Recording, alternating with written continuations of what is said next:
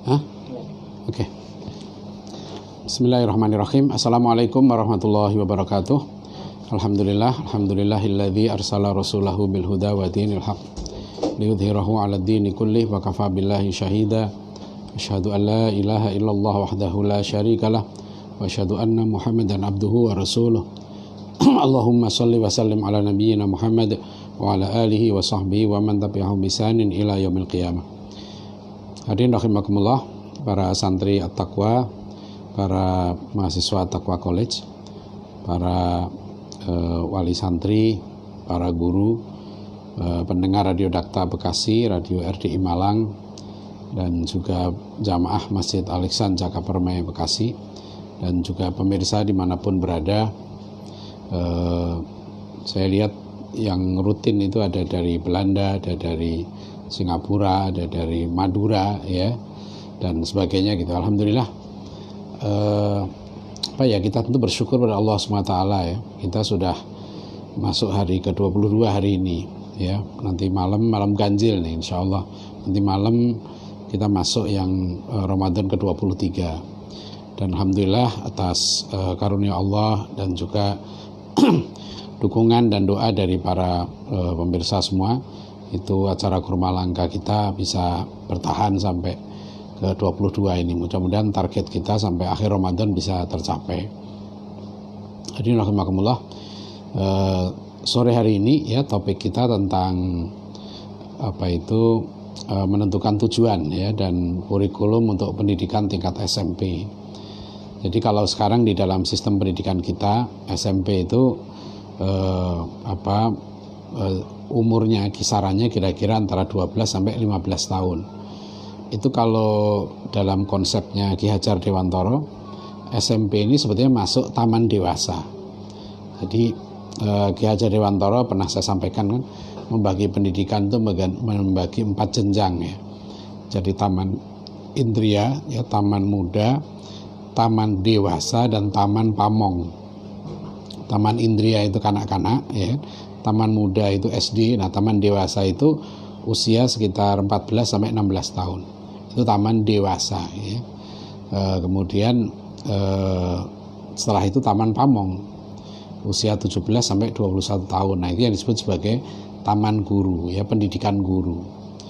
Nah, itulah dulu, ya, jenjang pendidikan seperti itu. Kalau kita lihat di sistem di Gontor misalnya gitu kan, ada namanya Kulliyatul Muallimin Al-Islamiyah, ya, jadi KMI kan, Kulliyatul Muallimin, itu dari lulus SD sampai SMP, sampai SMA, ya, jenjangnya. Makanya dulu Gontor itu berpuluh-puluh tahun ijazahnya tidak diakui secara nasional, ya, tapi diakui di luar negeri gitu loh.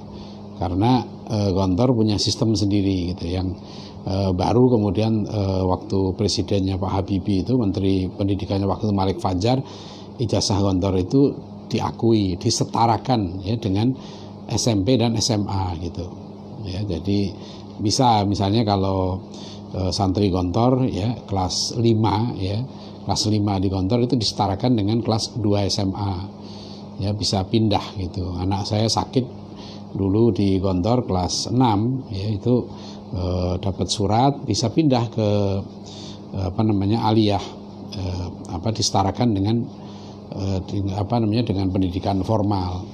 Itu sistemnya, ya. Kalau model seperti kurikulum Cambridge gitu, ya, seperti saya pernah mengunjungi sekolah internasional International Islamic School di Kuala Lumpur, itu jenjangnya juga SMP SMA. Nah, tapi karena dia menginduk ke kurikulum Cambridge, ya, jadi kalau anak umur 14 tahun, ya, itu sudah dinyatakan dia boleh untuk kuliah gitu. Syarat, jadi minimalnya umurnya 14 tahun, sudah lulus ujian O level gitu, ya, dia bisa masuk ke universitas. Di universitas dia ngambil matrikulasi lagi gitu. Ada anak teman saya juga seperti itu, ya, di Kuala Lumpur dia ngambil O level, ya, dia lulus bisa masuk ke universitas.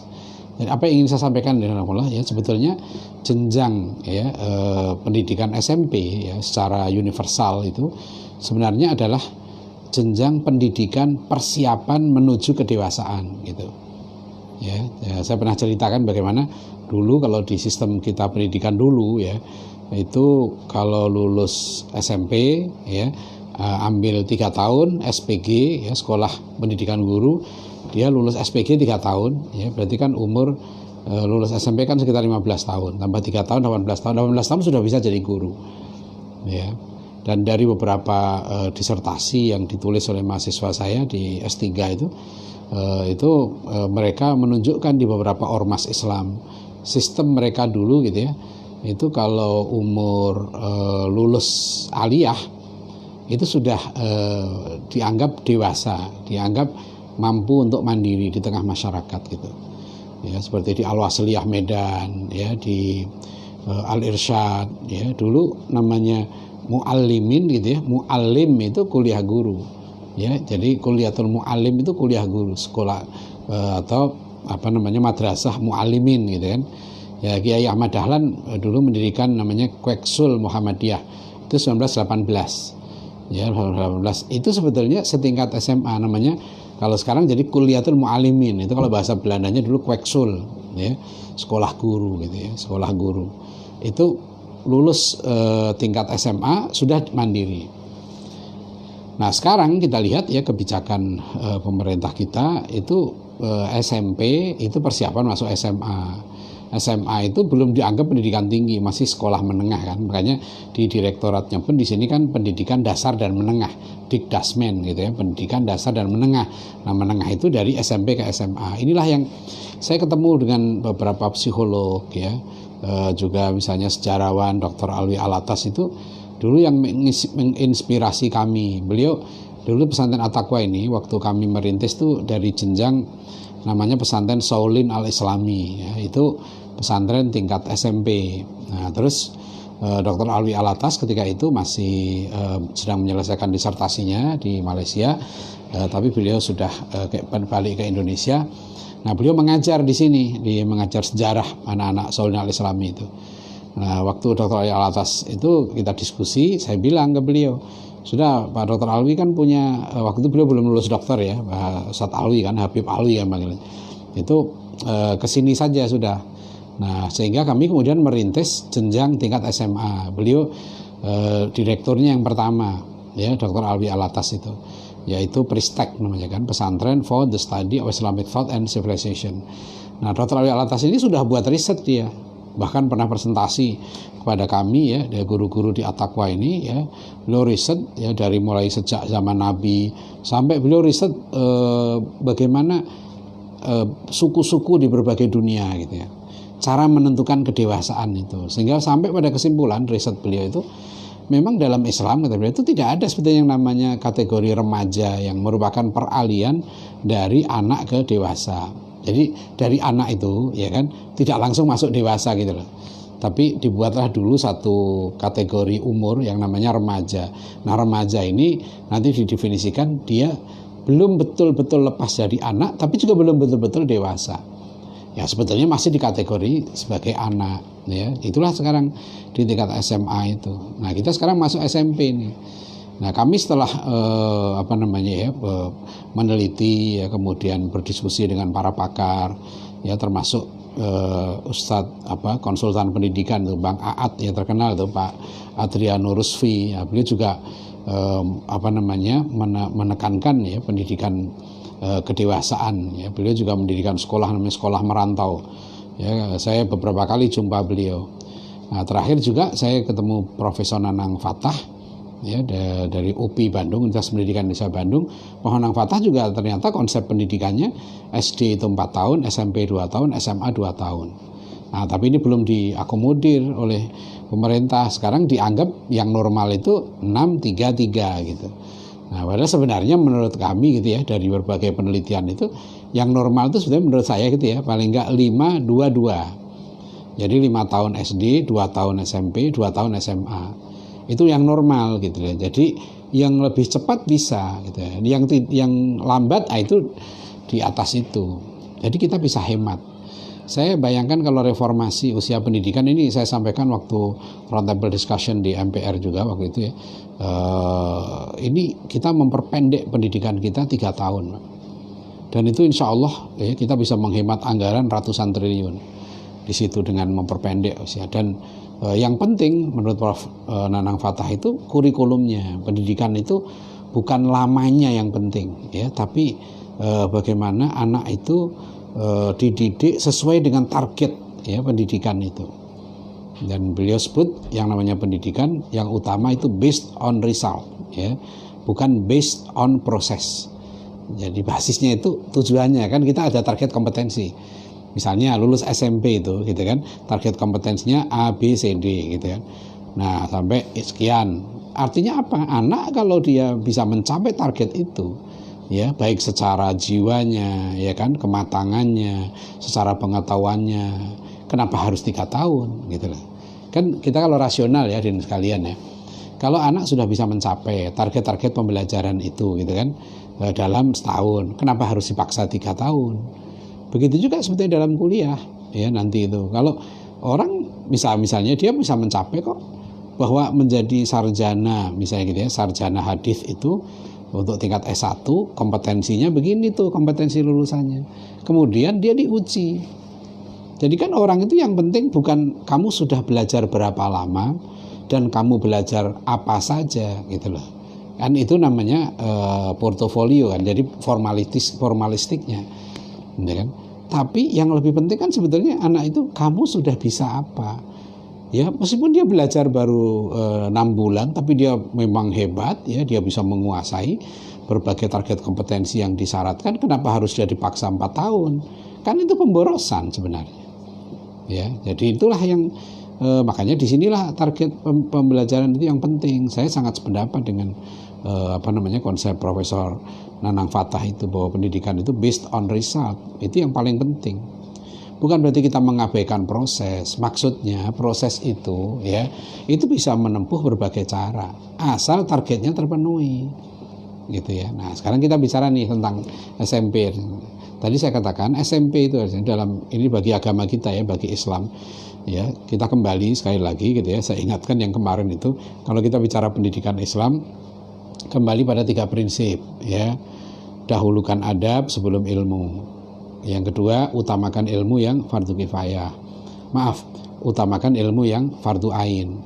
Yang ketiga, pilih fardu kifayah yang tepat ya, sesuai dengan potensi dan kebutuhan masyarakat. Itu yang penting ya. Ilmu ini begitu luas, maka ilmu fardu kifayah itu harus dipilih. Nah, sejak usia SMP menurut saya itu sudah bisa ya dipilihkan itu. Jadi begini caranya ya.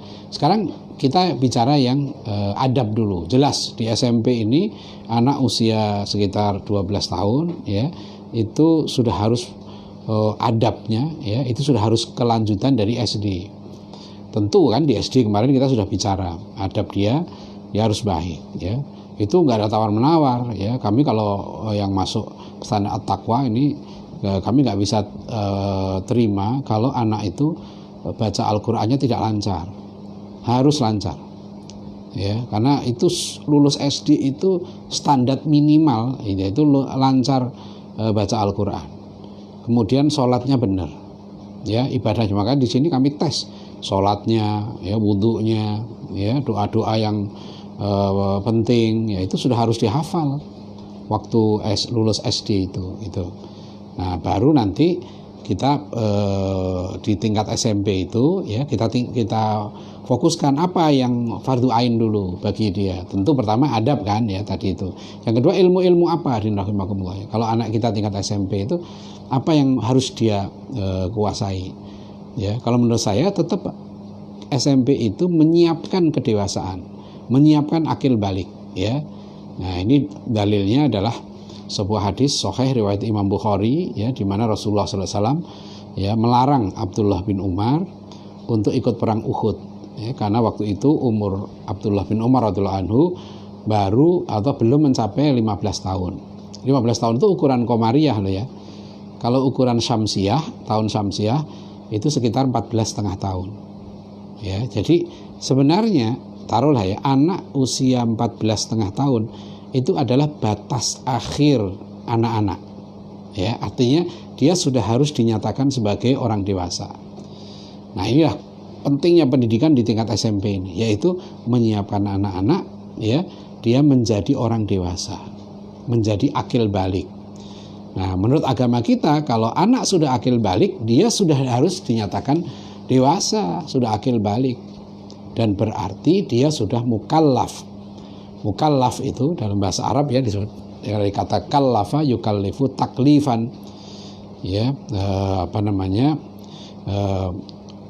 fahuwa mukallifun wa dzaka mukallafun. Mukallafun itu maknanya orang yang dibebani. Jadi mukallaf itu ya itu orang yang terbebani. Terbebani apa? Terbebani syariah. Jadi kalau orang sudah anak ya 14,5 tahun, berarti statusnya dia sudah dewasa.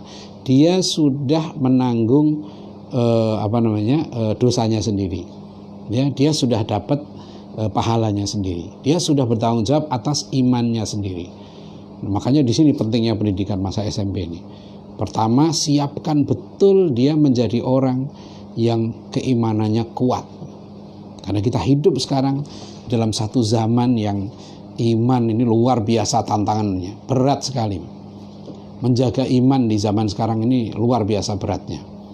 Karena kita sekarang diuji ya keimanan kita itu dengan faham-faham ya, dengan pemikiran-pemikiran gitu yang dahsyat sekali, yang mengajak orang untuk melawan Allah ya, mengajak ya. Bayangkan dari sejak dia ya di usia sekolah sudah diajak untuk mengabaikan Al-Quran ya. Ketika bicara ya, saya berulang-ulang ini penting karena bicara tentang siapa dirinya, siapa dia sebagai manusia.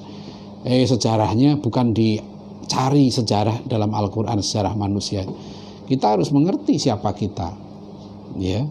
Karena kita nggak ngerti siapa diri kita, nggak bisa kenal siapa Tuhan kita, gitu ya. Jadi anak-anak ini mohon ya di usia SMP ini harus ditanamkan betul nih Pak, bahwa kamu ini manusia, ya. Kamu ini hamba Allah, ya. Asal usul kamu itu dulu pernah berjanji di alam arwah, ya. Alastu birabbikum qalu bala syahidna, ya. Surat Al-A'raf 172 itu. Nah itu tuh penting itu. Tahu asal usulnya manusia itu dari mana? Ya, min sulalatin min tin, dari saripati tanah. Ya, mimain mahin, dari air yang hina. Ya, kemudian Allah meniupkan ruhnya. Ya, jadi manusia ini makhluk yang unik. Ya, karena ditiupkan ruh Allah. Ya, dan dipadu dengan saripati tanah itu. Maka lihat kan penciptaan manusia itu. Kita disuruh wa fi anfusikum afala tubsirun. Dalam dirimu itu ada ayat-ayat Allah. Ini harus kenal nih anak-anak di SMP ini, harus betul-betul nih kokoh nih. Harus tahu siapa dirinya itu. Ya, siapa dia sebenarnya gitu. Ya, jadi dalam soal akidah ini, iman nih harus tahu siapa dirinya, siapa Tuhannya. Dia harus kenal Allah itu siapa. Ya, siapa nabinya, ya.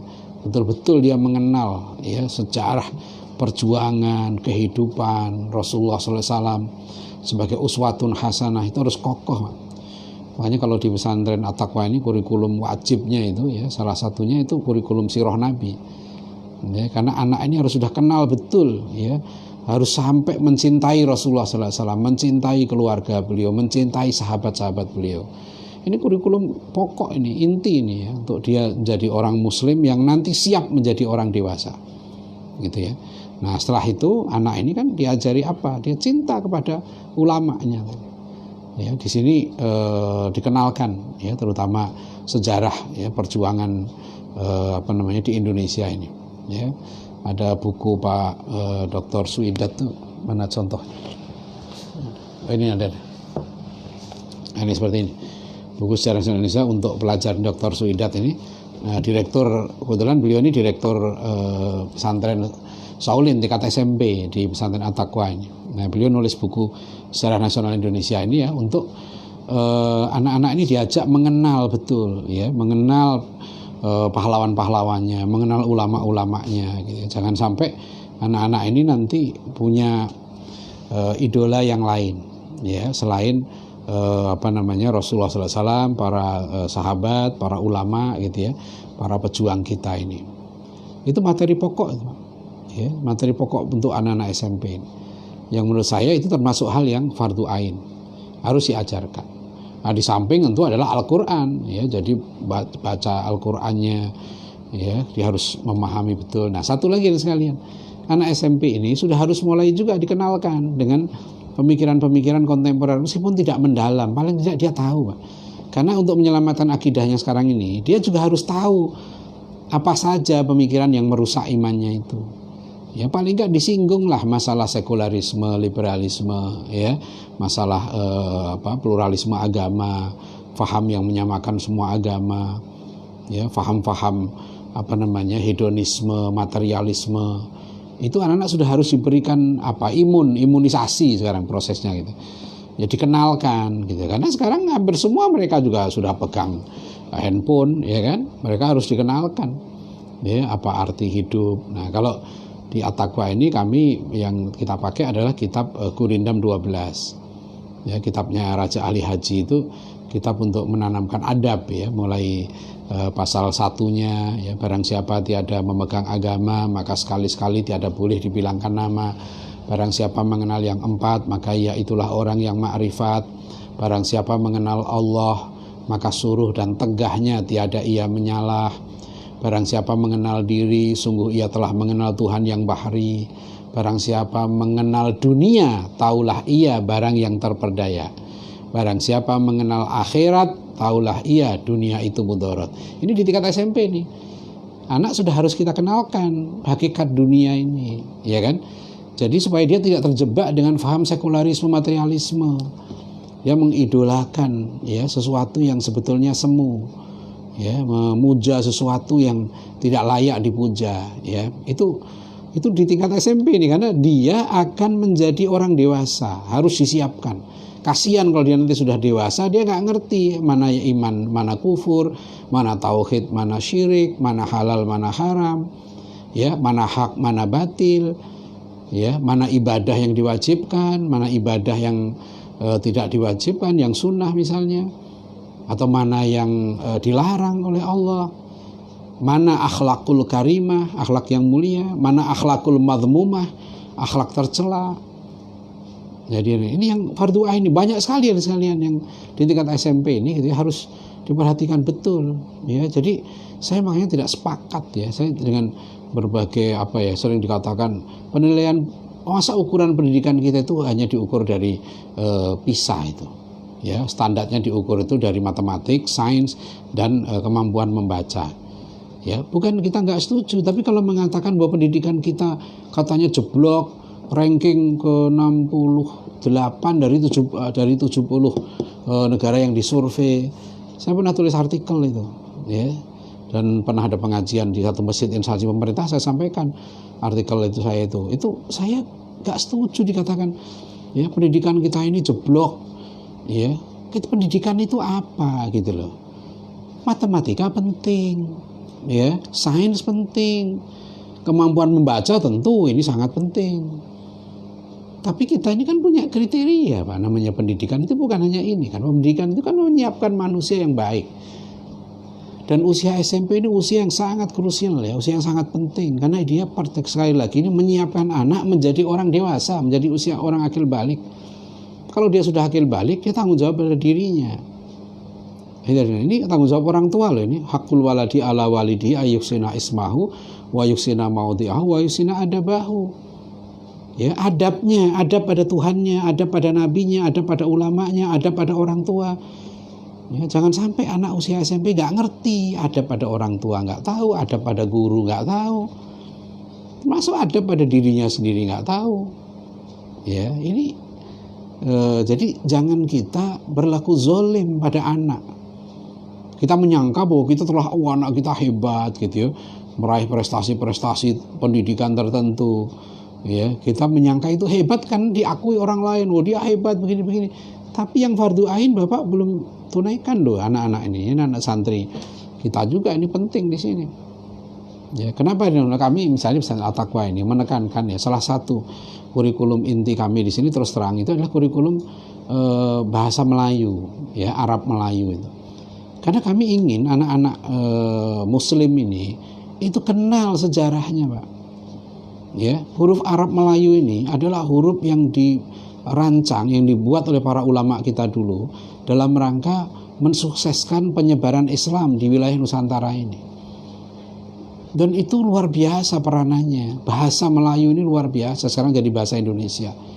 Nah dulu orang-orang tua kita, bahkan Belanda pun dulu kalau surat menyurat dengan di Nusantara ini itu pakai huruf Arab Melayu. Ya, ingat ya kata seorang cendekiawan Yahudi yang masuk Islam namanya Muhammad Asad, ya Leopold Weiss nama aslinya. Dia mengatakan bahwa no civilization can prosper or even exist after having lost this pride and the connection with its own past. Ya, satu peradaban tidak akan berkembang, bahkan tidak akan eksis kalau peradaban itu telah hilang, ya, kebanggaannya terhadap dirinya, atau peradaban itu terputus dari sejarahnya. Nah, kita kalau mau membunuh satu peradaban, putus sejarahnya. Nah, kita tidak mengenal akhirnya kan anak-anak itu nggak kenal bahwa kita punya ulama-ulama yang hebat, Syekh Nawawi Al-Bantani, ya kan? Kita Khatib Minangkabawi, ya. Kita mengenal Syekh Nuruddin Araniri, Abdul Somad Al-Falimbani, Syekh Arsyad Al-Banjari, ya, Yusuf Makosari dan sebagainya, Ki Haji Hasyim Asy'ari, ya, ulama-ulama kita yang hebat dulu gitu ya. Mereka ini semua dulu kan itu banyak menulis kitab-kitab dalam huruf Arab Melayu. Ya.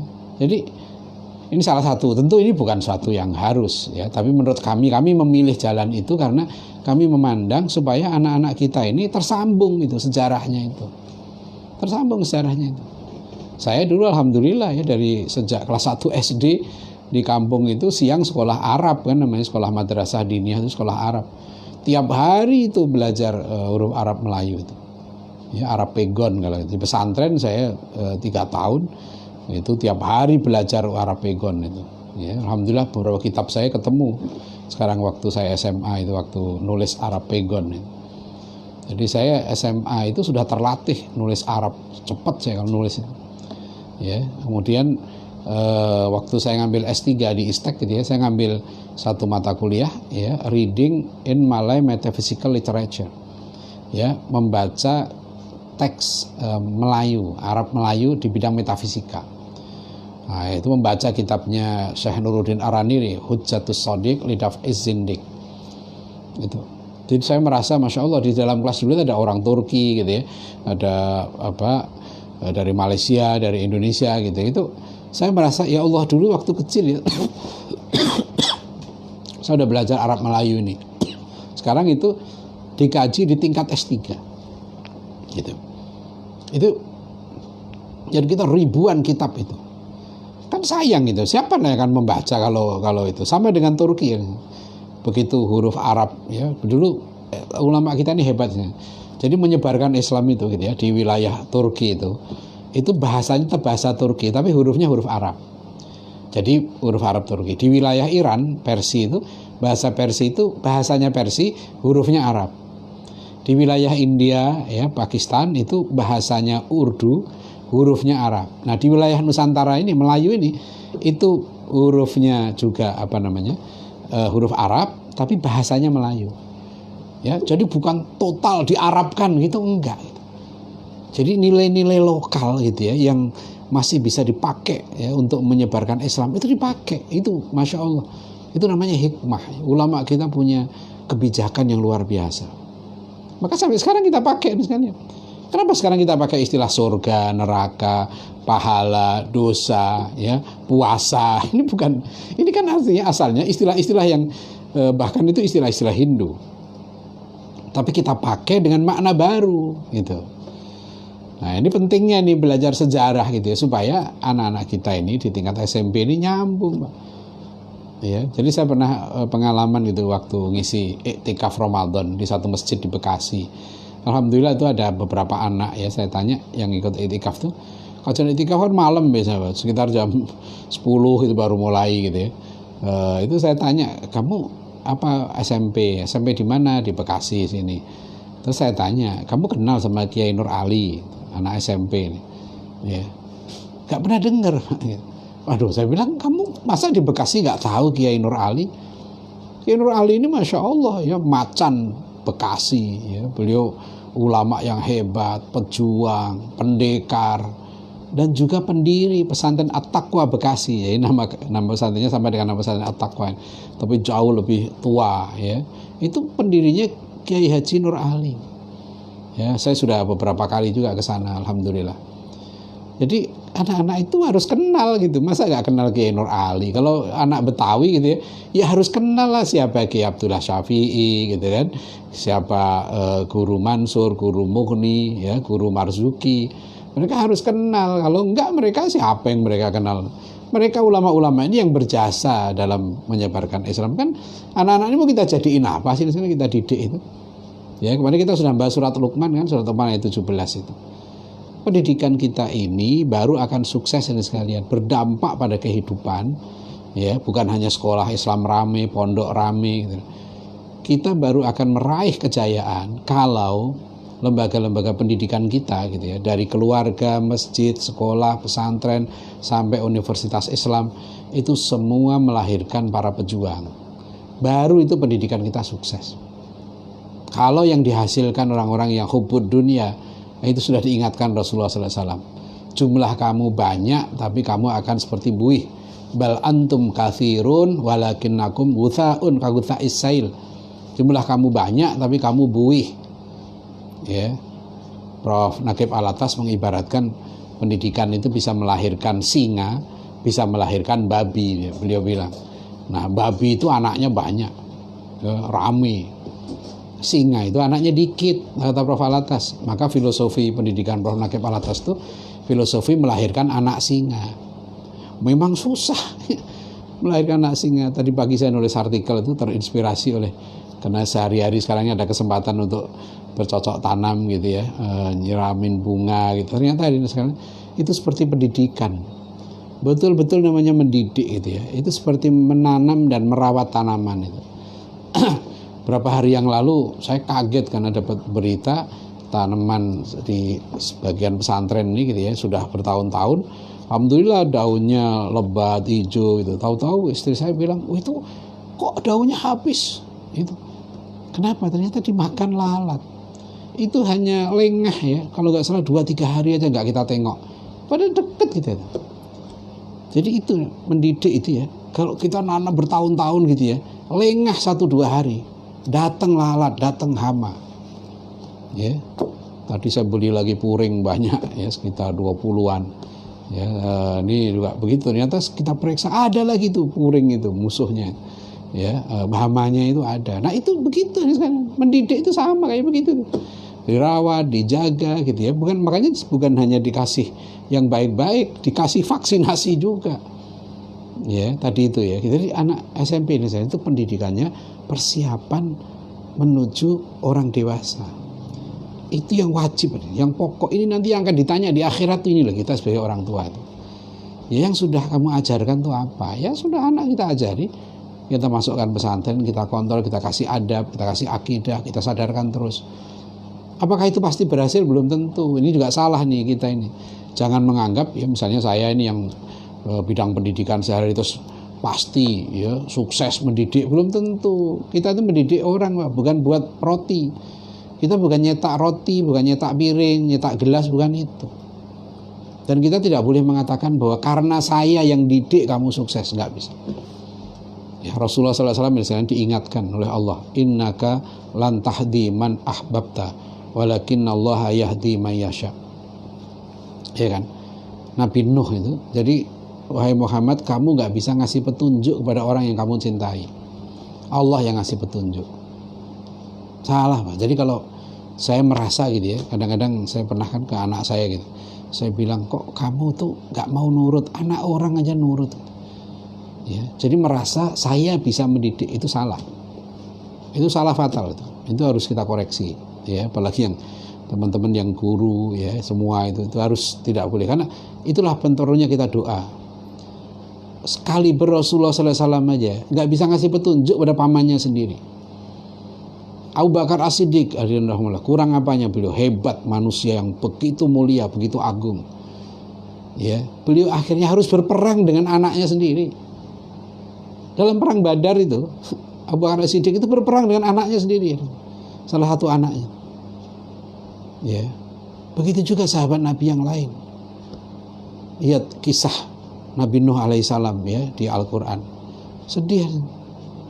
Ya, sampai ketika anaknya sudah tenggelam itu kan ya, karena nggak mau ikut perahu naik gunung, Nabi Nuh masih mohon pada Allah ya, mudah-mudahan anaknya itu diselamatkan, dan Allah tegas ya, dia bukan keluargamu ya. Jadi ini penting ini, karena kita ya kadang-kadang kita jangan terlalu pesimis gitu ya.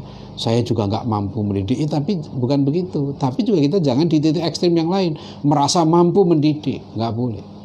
Kita usaha semaksimal mungkin, kita cari ilmu yang sebaik-baiknya, kita belajar dari pengalaman orang lain gitu kan. Kemudian kita usahakan, kita praktekkan, dan kita serahkan pada Allah. Tawakalna 'ala Allah, kita bertawakal pada Allah. Nah itu ya, jadi ini penting ya. Sekali lagi intinya materi kita pada sore hari ini adalah menetapkan tujuan ya, tujuan pendidikan tingkat SMP yang terpenting adalah menyiapkan anak menjadi orang dewasa, menjadi akil balik. Maka ketika akil balik itu ya kompetensinya begini, dia sudah harus imannya benar, dan dia juga harus tahu mana iman mana kufur. Ibadahnya sudah harus benar, dia harus tahu mana ibadah yang benar, mana ibadah yang nggak benar. Ya, dia harus tahu mana halal mana haram, mana tauhid mana syirik, mana iman mana kufur, mana akhlakul karimah, mana akhlakul madmumah. Ini yang pokok. Adapun ilmu-ilmu fardu kifayah silahkan sesuai dengan kemampuan masing-masing. Kalau anaknya pintar cerdas silahkan ya, didik matematiknya, bahasa Inggrisnya, sainsnya ya, atau misalnya dia punya kemampuan fisik yang hebat, didik olahraganya, didik bolanya, silahkan ya. Itu hal-hal yang fardu kifayah, itu bagus ya. Tapi saya ingatkan lagi ya, bahwa untuk materi-materi yang sifatnya spesifik itu tidak apa-apa dari SMP ya. Misalnya mau anaknya sudah kelihatan nih, dia pintar menggambar, nggak apa-apa dari SMP, datangkan ya. Untuk dia punya kemampuan menggambar, oh dia jago IT, nggak apa-apa dari SMP itu. Tapi jangan lupakan sekali lagi yang fardu ain, yang pokok ini ya. Karena ini saya melihat banyak orang yang salah mendidik itu. Yang dia fokuskan justru yang fardu kifayahnya. Dia utamakan dulu yang fardu kifayah ini. Fardu kifayah itu pilih yang tepat ya, sesuai dengan potensi anak dan kebutuhan ya. Dan yang kedua tadi, yang sebelumnya dua pertama, adab dan ilmu fardu ain ini harus diutamakan dulu. Jangan justru yang fardu kifayah yang diutamakan, yang malah yang fardu ain yang adabnya ditinggalkan. Itu bukan mendidik yang benar cara begitu. Nah ini jadi ini adalah pendidikan tingkat SMP insyaallah. Ya, demikian. Jadi sekali lagi kalau ada pertanyaan-pertanyaan silahkan di admin ya, nanti di WA bisa, untuk setelah itu kita diskusi ya. Kalau jawabannya perlu panjang kita bisa ngobrol. Ya, tadi juga ada seorang dari Surabaya, dia lulus kuliah S1 mau ngambil S2 ya, WA saya untuk bertanya gimana baiknya ngambil jurusan apa S2-nya gitu. Nah, saya suruh telepon ya, karena saya harus tanya background dia apa, dia ngambil apa ya, nanti dan seterusnya. Terima kasih hadirin rahimakumullah ya, mudah-mudahan bermanfaat, dan mohon maaf atas segala kekurangan, dan kalau ada kata-kata yang kurang berkenan juga mohon dimaafkan ya. Para santri at-taqwa tolong tetap jaga ya adab, akhlak, ibadah. Ini kita sudah masuk 10 hari terakhir ya. Jadi ini saat-saat yang sangat penting untuk kita lebih giat mendekatkan diri pada Allah Subhanahu wa taala. Billahi taufik wal hidayah. Wassalamualaikum warahmatullahi wabarakatuh.